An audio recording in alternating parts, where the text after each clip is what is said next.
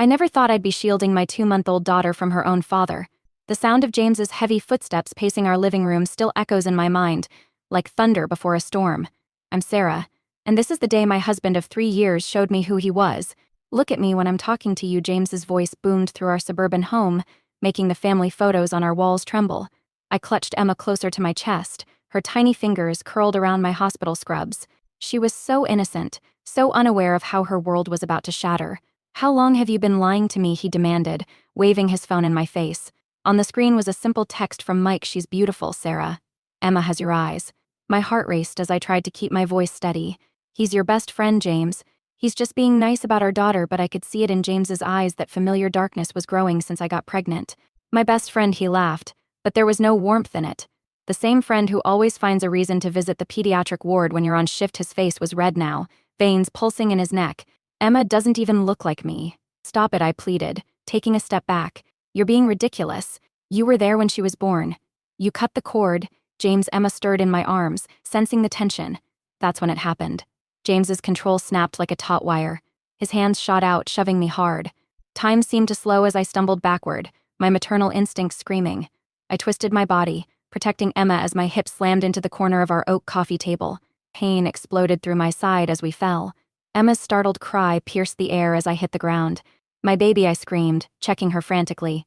She was safe in my arms, protected by my body, but already developing bruises bloomed across my hip and side. James stood over us, his rage momentarily frozen by what he'd done. "Sarah," he started, his voice shaking. "I didn't mean." "Don't," I cut him off, tears streaming down my face. "Don't you dare say you didn't mean it. You pushed me while I was holding our baby." My voice cracked with fury and fear. "What kind of father does that?" I struggled to my feet, pain shooting through my hip. Emma's cries had softened to whimpers, her tiny face pressed against my chest. The same chest she'd fed from an hour ago when everything was still normal. When I still believed in the man I married. James reached toward us, and I flinched away. "Don't touch us," I warned, my voice low and dangerous. A mother's protective instinct is a powerful thing. It can turn fear into strength in an instant. "Sarah, please," he begged, his anger morphing into panic. "You know I love Emma. I need to know she's mine." His words hung in the air like poison. I looked at my husband, really looked at him. The man who'd brought me flowers during night shifts, who'd cried when Emma was born, who'd promised to protect us forever. Now he stood before me as a stranger, his hands still clenched into fists. "You want proof?" I spat, my body trembling with adrenaline. "Fine. We'll get a DNA test. But understand this, James, the moment you pushed me and Emma, you lost us both. No test result will change that." As I limped toward the stairs, clutching Emma close, I heard James sink onto the couch, his breathing ragged. My mind was already racing, planning our escape. One thing was crystal clear: this house wasn't safe anymore, not for me, and certainly not for my daughter. 3 years earlier, life was different. I loved my job in the pediatric ward at Memorial Hospital, where every day brought new challenges and tiny smiles. Children have this way of making even the hardest days worthwhile. My scrubs were often decorated with cartoon bandages from playful patients, and I wore them like badges of honor. That's where I first met James. He was the new hospital administrator, all pressed suits and confident smiles. I remember the day clearly. I was checking on Tommy, a 7-year-old recovering from appendix surgery, when James walked in during his department tour. "Nurse Evans," he'd said, reading my badge. "I've heard great things about your work with the kids." His smile reached his eyes back then, warm and genuine. Tommy gave him a thumbs up from his bed, and we all laughed. After that, James found reasons to visit the pediatric ward regularly. He'd bring coffee during my night shifts, claiming he was just checking on department morale. Our conversations grew longer, and I found myself looking forward to his visits. He seemed to care about everything I said and remembered every detail about my patients' stories. "You have such a big heart, Sarah," he'd told me during our first date at a small Italian restaurant. "The way you talk about those kids. It's beautiful." I fell for his attentiveness, his apparent kindness, his ambition. Our whirlwind romance felt like a fairy tale. Within 6 months, James proposed in the hospital garden where we first had lunch together. My colleagues were thrilled, especially Mike, James's best friend from college who worked in hospital security. Mike had become like a brother to me, always ready with a joke or a supportive word after tough shifts. The changes were subtle at first. James suggested I switch to day shifts because he missed me at night. "I just want to spend more time with my beautiful wife," he'd say, kissing my forehead. It seemed sweet then, not controlling. Then came the questions about my male coworkers. "Who's Dr. Anderson? He seems very friendly with you," or "I noticed Mike hanging around your ward again today." His tone was casual, but his eyes would darken slightly. I brushed it off as a normal concern.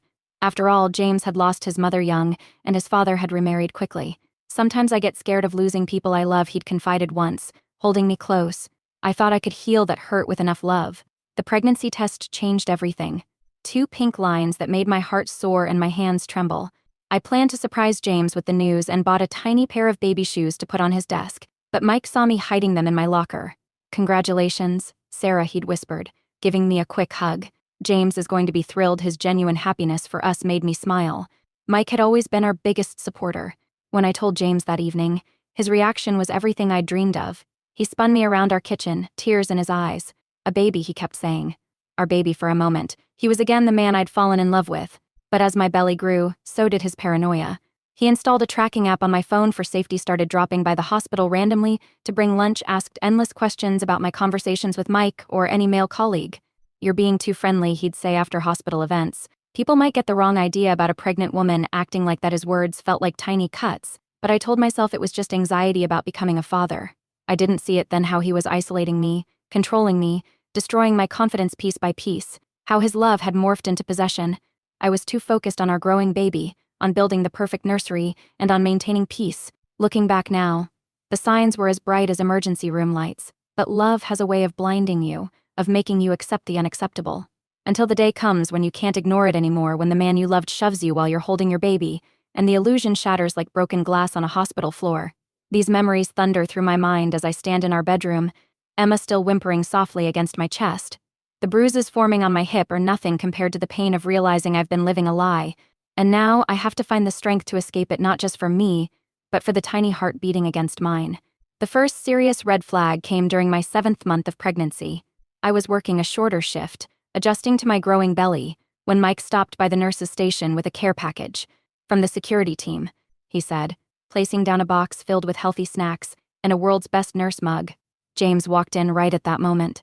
His smile didn't reach his eyes as he watched Mike pat my shoulder before heading back to his post. That night, the interrogation began. "Why was Mike touching you?" James paced our kitchen, his dinner untouched. "And why didn't you tell me about the gift?" I sighed, one hand resting on my swollen belly. "It wasn't just from Mike. The whole security team. Don't lie to me." His fist slammed the counter, making me jump. "I saw how he looked at you. He's always looking at you." Emma kicked inside me, responding to my sudden stress. I took a deep breath, trying to stay calm for her sake. "James, Mike is your best friend. He was the best man at our wedding. Why are you acting like this?" His expression softened suddenly, and he knelt beside my chair. "I'm sorry, baby. I see how men look at you. You're so beautiful," and I get scared. His hand joined mine on my belly. "Especially now, with our little one coming. I couldn't bear to lose you both." I wish I'd seen it then, how he used fear and love to manipulate me, how each accusation was followed by tenderness, keeping me off balance, and making me doubt my judgment. The next day, he drove me to work. And the next. And the next. "It's safer," he said. "You shouldn't be driving in your condition." My car keys disappeared somewhere in our house, but I never found them. My phone started acting up, notifications mysteriously turned off. I missed messages from friends until they stopped messaging altogether. James had an explanation for everything. The phone company was having issues, and my friends were probably just busy with their own lives. The nursery became his new obsession. He spent hours in there, arranging and rearranging furniture. "Everything has to be perfect," he'd say.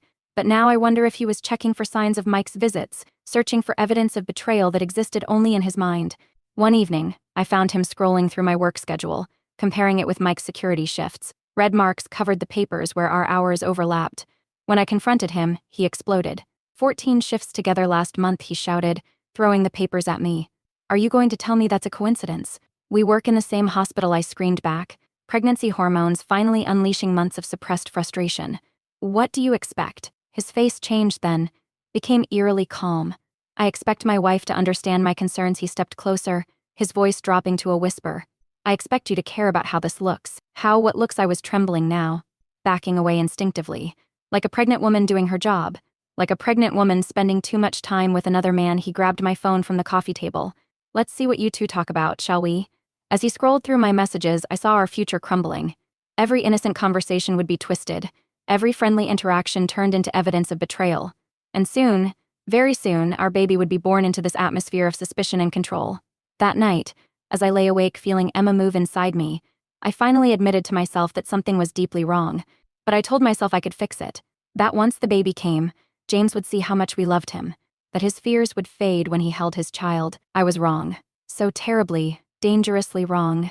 Emma's birth should have been the happiest day of our lives. For a few precious hours it was. James cried when he first held her, his hands trembling as he counted her tiny fingers.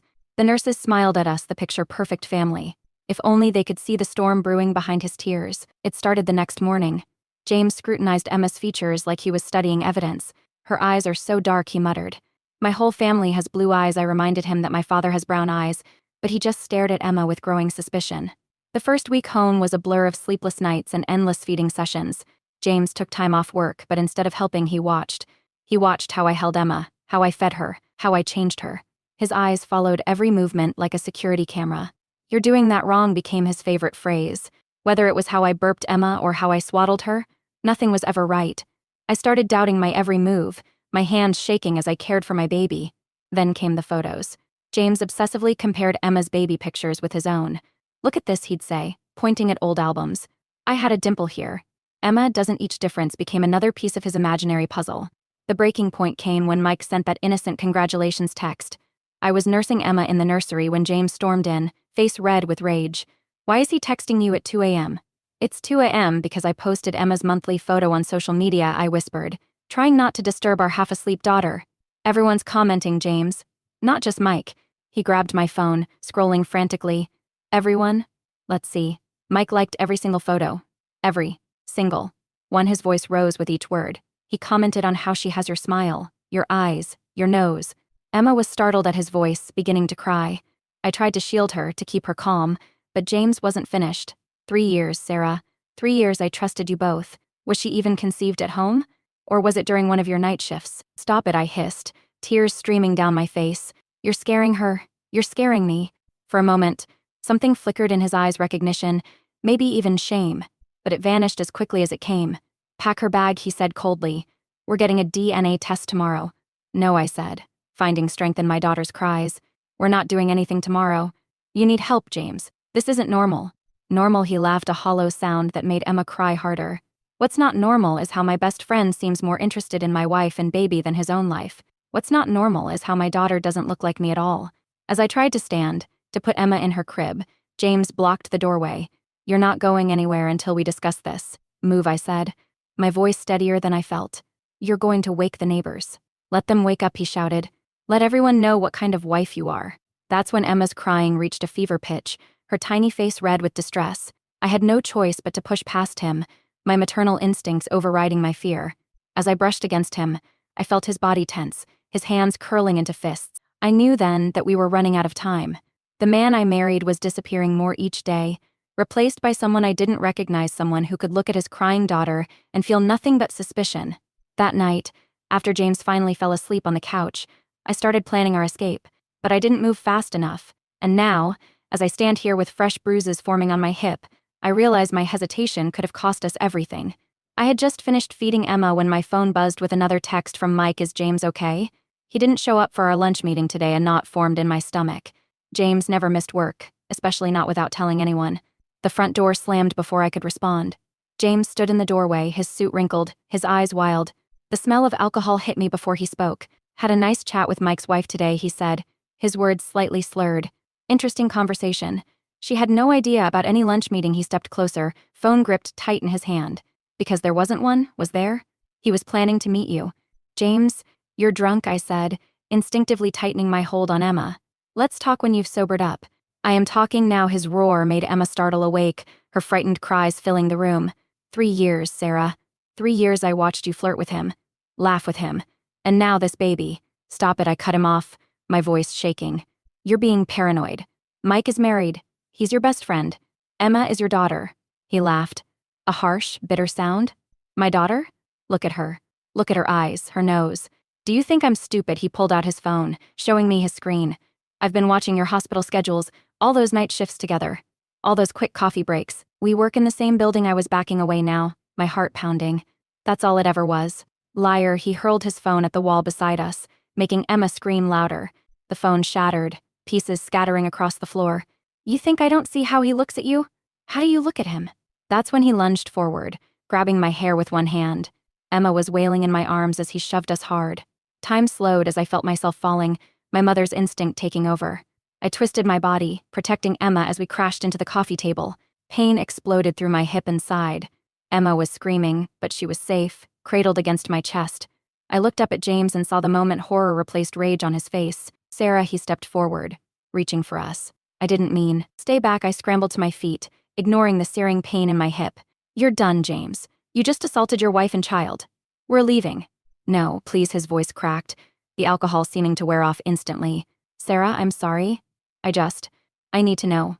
I need a DNA test. Please. Blood roared in my ears as reality crashed down. This man, who'd sworn to protect us, had just proven he was the biggest threat to our safety. I thought about all the signs I'd ignored, all the red flags I'd dismissed. You want to test my voice was ice cold now. Fine. But understand this, the moment you put your hands on us, you lost everything. No test result will change that. No apology will fix this. I limped toward the stairs, each step sending pain through my body. James stood frozen, his face a mask of shock and regret. But I knew better now. I'd seen behind his mask, seen the monster lurking beneath the man I thought I loved. As I packed a bag with trembling hands, Emma still crying softly against my chest, I heard James pacing downstairs, muttering to himself. I knew we had minutes, maybe seconds before his regret turned back to rage. My phone was still in my pocket, thankfully unbroken. With shaking fingers, I texted my sister, need help. Coming now. Don't tell anyone then. Moving as quietly as I could, I grabbed Emma's diaper bag, some clothes, and our important documents from my hidden folder. The sound of breaking glass downstairs told me James was losing control again. We had to move. Now. I could hear James destroying things downstairs, glass shattering, furniture being thrown. Each crash made me move faster. Emma had quieted to whimpers as if she knew we needed to be silent. My hands shook as I shoved essentials into a bag, diapers, wipes, Emma's favorite blanket, my wallet, and the emergency cash I'd been hiding in my tampon box. Sarah James's voice boomed from below. Don't you dare leave this house. My heart raced as I heard his footsteps on the stairs. With trembling fingers, I texted my sister again, call the police. 911. Now I grabbed my nursing pillow, it would have to double as a shield if needed. The bedroom door burst open. James stood there, his eyes wild, a broken picture frame in his hand. Our wedding photo was shattered. Put the bag down, he growled. Nobody's going anywhere until we sort this out. I held Emma tighter, positioning myself near the window. Thank God I'd memorized the domestic violence hotline number from the hospital's break room posters. Sort what out, James? How did you just assault your wife and baby? How you've been controlling and stalking me? I'm protecting my family, he shouted, taking a step forward. Family, I laughed bitterly. You just threw your wife and baby into a table. That's not protection, that's abuse. Distant sirens made us both freeze. James's face contorted with rage. You called the cops? After everything I've done for you?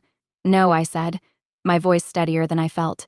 But my sister did. She's been tracking this conversation since I texted her. It's over, James. He lunged forward, but I was ready.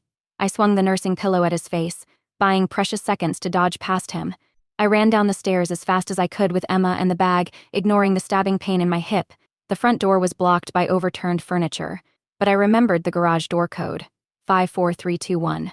James had never bothered to change it, convinced I'd never leave him. The garage door opened just as police cars pulled up, lights flashing. 2 officers rushed toward us while others entered the house. I heard James shouting upstairs, but his words were drowned out by a female officer's gentle voice. Ma, are you and the baby hurt, she asked, helping us into a patrol car. My hip I managed, the adrenaline starting to fade. I hit the table when he pushed us. But Emma, I protected Emma. The next few hours passed in a blur. The hospital. Photos of my bruises. Emma is being checked by a pediatrician. My sister arrived with tears in her eyes. The police took my statement. Through it all, one thought kept me going, we were finally free. But as I sat in the emergency room, watching Emma sleep peacefully in the hospital bassinet, I knew this was just the beginning. James wouldn't let us go easily. I needed a plan, a real plan to keep us safe. I pulled out my phone and did what I should have done months ago. I called the domestic violence hotline. A gentle voice answered, You're not alone. We're here to help. For the first time since James shoved us, I let myself cry. These weren't tears of fear or pain, they were tears of relief. Because finally, after all this time, I was doing what I should have done from the first red flag. I was choosing us. Choosing safety. Choosing freedom. The waiting room at the courthouse felt colder than any hospital I'd worked in. Emma slept against my chest in her carrier while my sister, Lisa, held my trembling hand. 3 days had passed since we'd fled our home, and now we were here to get a restraining order. Sarah Evans, the clerk, called. I stood carefully, my hip still tender from the bruises. The domestic violence advocate I'd been assigned, Maria met us at the courtroom door. Remember, Maria whispered, just tell the truth. The photos, the texts, the medical report, they tell the story. The judge, a woman with kind eyes and gray hair, listened as I recounted everything. The controlling behavior, the accusations, the violence. My voice broke when I described how James shoved us while I was holding Emma. Your Honor, James's lawyer interrupted. My client was merely expressing legitimate concerns about paternity. Legitimate concerns, the judge cut him off. By shoving a mother holding a 2-month-old infant? Continue, Mrs. Evans. I pulled out my phone, showing the text messages where James had threatened us, the missed calls, the tracking app he'd installed. Then came the photos, my bruised hip, the broken furniture, the shattered wedding picture. And this isn't the first incident of controlling behavior, the judge asked. No, Your Honor, I took a deep breath. He isolated me from friends, monitored my work schedule, accused me of affairs with his best friend. I just didn't see how dangerous it was getting until he hurt us. James sat across the room, wearing his best suit, trying to look reasonable. But I could see his jaw clenching, his hands gripping the table when I spoke. The judge didn't deliberate long. I'm granting a permanent restraining order. Mr. Evans is to stay 500 feet away from Mrs. Evans and the child at all times. No contact, direct or indirect. Relief flooded through me, but it was short-lived. James stood up, his face red. I want a DNA test. That's my right as a father. Mr. Evans, the judge's voice turned stern. You'll have your test, but your violent behavior has consequences. All visits with the child, if proven to be yours, will be supervised. Is that clear? As we left the courthouse, I saw James being held back by his lawyer. His eyes locked with mine, and I saw the rage there. The restraining order was just paper. We'd need to stay vigilant. The next 2 weeks were a blur of legal meetings. My divorce lawyer helped me file for emergency custody. The domestic violence shelter helped me find a new apartment across town. The hospital transferred me to a different unit, away from my old schedule. Then came the DNA test day.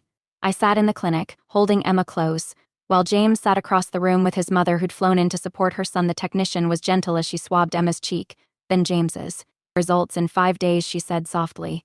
Those 5 days felt like years. James's mother tried approaching me in the hospital parking lot, screaming about how I'd ruined her son's life. Security escorted her out while I clutched Emma, my heart pounding. Finally, the results came. I sat in my lawyer's office, Emma playing with her teething ring. As we opened the envelope, 99.999% probability that James was the father. Just as you said, my lawyer nodded. Now, how do you want to proceed with custody? I looked at Emma, so innocent and perfect. He's dangerous, I said firmly. I want supervised visits only, and I want it in writing that his mother isn't allowed at the visits. Emma deserves peace. Our new apartment was smaller than our old house, but it felt safer. 1 bedroom, a tiny kitchen, and a living room with a view of a park. No fancy furniture, just the basics the domestic violence organization helped us get. But for the first time in months, I could breathe. The security system was the first thing I installed. Cameras, door sensors, panic buttons, everything connected to my phone. Some might call it paranoid, but they hadn't seen the look in James's eyes that day. You're doing great, Lisa said, helping me arrange Emma's crib in the corner of my bedroom. We couldn't afford a 2-bedroom yet, but Emma didn't mind. She was growing so fast, smiling more each day, unaware of how our lives had changed. My first therapy session was harder than I expected. I'm a nurse, I told Dr. Chen, bouncing Emma on my knee. I'm supposed to spot signs of abuse. How did I miss them in my marriage? Abuse doesn't start with violence, she explained gently. It starts with love, with someone making you feel special. The control comes so gradually, you don't see it until it's too late. She was right. Each session helped me understand how James had manipulated me, and how his jealousy and control had masked themselves as love. Slowly, I started trusting my instincts again. Work became my sanctuary. My new unit, geriatric care, was different from pediatrics, but my patients' smiles were just as rewarding. My coworkers didn't know my whole story, but they noticed how I flinched at loud noises, and how I always checked behind me in the parking lot. We've got your back, my charge nurse said one day, showing me the new security protocols they'd put in place. No visitor passes without ID, no information is given about staff schedules, and security escorts are available 24/7. The first supervised visit with James was tense. The social worker sat between us in a sterile room while James held Emma. His hands were shaking. She's gotten so big, he whispered. Babies do that, I replied coldly. Emma started fussing after 10 minutes, reaching for me. When James tried to stand up with her, the social worker stepped in. Please stay seated, Mr. Evans. I saw the flash of anger in his eyes, the same look he'd had that terrible day. But here, surrounded by witnesses, he could only nod and hand Emma back. Months passed. Emma learned to crawl, then walk, her wobbly steps across our small living room making me cry with joy. Each milestone was a reminder that we'd made the right choice. The divorce proceedings dragged on, but I stayed firm. Full custody, supervised visits only, no contact outside the visitation center. James fought it at first, but the evidence was too strong: the medical records, the police reports, the witnesses from the hospital. "You've documented everything perfectly," my lawyer said. "Many victims don't think to do that." "I'm not a victim anymore," I corrected her. "I'm a survivor." 1 year after we left, I stood in our apartment, watching Emma play with her blocks. My bruises had healed, but they'd left me stronger. The frightened woman who'd clutched her nursing pillow like a shield was gone. In her place stood someone new, someone who'd learned that love shouldn't hurt, that peace isn't weakness, that safety isn't selfish. My phone buzzed a text from my support group leader about tomorrow's meeting. On my fridge hung the numbers for my lawyer, therapist, and the domestic violence hotline. In my bedroom sat a packed emergency bag just in case, but it wasn't fear driving me anymore, it was wisdom. Today marks 2 years since we left. Emma's third birthday party is small, just my sister, a few close friends from work, and my support group members who've become like family. She's wearing a princess dress, twirling in our new backyard. Yes, we finally saved enough for a small house rental, a fresh start on the other side of town. The doorbell rings and I check the security camera before opening it. Some habits stick with you. It's Mike and his wife Jenny, carrying a wrapped present. After everything came out in court about James's accusations, Mike had kept his distance, understanding that I needed space to heal. "Hope it's okay we stopped by," Jenny says softly. Emma runs up, excited for another present to add to her pile. "Of course," I reply, and mean it. Time and therapy have helped me understand that James's paranoia about Mike was never about Mike at all, it was about control. The custody arrangement settled into a routine. James sees Emma twice a month at the visitation center. He completed anger management classes and started therapy not for me, but because the court ordered it. His mother still tries to contact me sometimes, but I've learned the power of blocking numbers. Last week at the visitation center, something changed. James watched Emma coloring, her dark curls falling over her face, curls that matched his baby pictures, though he'd once used them as proof against himself. "I'm sorry," he said quietly. "I was wrong. About everything." I didn't reply. His apology couldn't erase the past, but maybe it meant he was finally getting help. For Emma's sake, I hoped so. Back at our party, I watch Emma blow out her candles, surrounded by people who truly love her. My phone buzzes a text from my new boyfriend, David, a single dad I met at a domestic violence survivors support group. "Hope the party's going great. Remember, you're stronger than you know." I smile but don't reply yet. I'm learning to take relationships slowly, to trust my instincts, and to spot red flags before they become emergencies. David understands, he's been through his own journey of healing. "Mommy, look," Emma calls, holding up her birthday cake-covered face. As I clean her cheeks, I catch my reflection in the window. The woman looking back isn't the same one who ran with a bruised hip and a nursing pillow shield. She's stronger, wiser, more certain of herself. The restraining order is still in place, renewed each year just in case. My emergency bag still sits in my closet, but they're not the center of my world anymore. Instead, I focus on Emma's laughter, my growing savings account, the promotion I earned at work, and the peaceful nights where we dance in our kitchen just because we can. "Make a wish," Mommy Emma insists, offering me a piece of cake. I close my eyes, but I don't wish for anything. We already have everything we need: safety, peace, and the strength to keep moving forward. My story isn't over, but the worst chapters are behind us. Now, when I tell my support group about the day I left, I can do it without shaking. When new members arrive with fresh bruises and scared eyes, I can tell them with certainty that there is life after leaving. There is happiness after healing. There is strength in survival. Emma tugs my hand, pulling me toward her new toys, and I go willingly. Because that's what freedom feels like: the ability to move without fear, to love without control, to live without looking over your shoulder. The sun sets on our little backyard party, casting long shadows, but I'm not afraid of the dark anymore. We found our light, Emma and I, and no one can dim it ever again. The end.